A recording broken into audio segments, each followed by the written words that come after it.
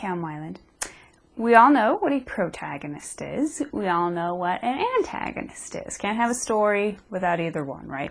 Without some kind of antagonistic, and most likely human, obstacle between our hero and his story goal, we end up with no conflict and very little plot. That is your basic story formula in a nutshell.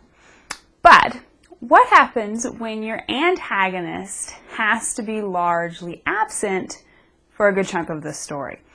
This scenario could happen for any number of reasons, not least among them the fact that if you're a protagonist and your antagonist need to kill each other, the story ends the moment they're in the same room together. So they simply can't meet until the big battle in the climax.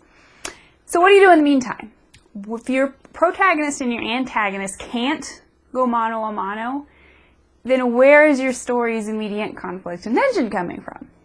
This, my friends, is where the contagonist makes his grand entrance. The contagonist is an antagonistic character who will get in the protagonist's way, try to lead him astray, and just generally cause conflict and tension. He differs from the antagonist in that he's not necessarily directly opposed to the protagonist.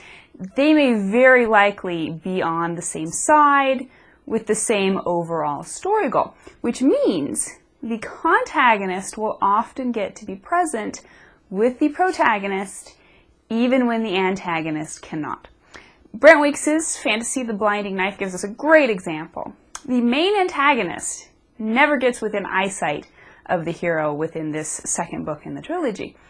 But Weeks gives readers a tremendously powerful contagonist in the shape of the hero's formidable father, who wants his son to be on his side, but who definitely isn't above creating all kinds of threats, and therefore much needed personal conflict and tension that would otherwise have been missing with the main antagonist so far away for so much of the story. So maybe it's time to figure out your story's contagonist.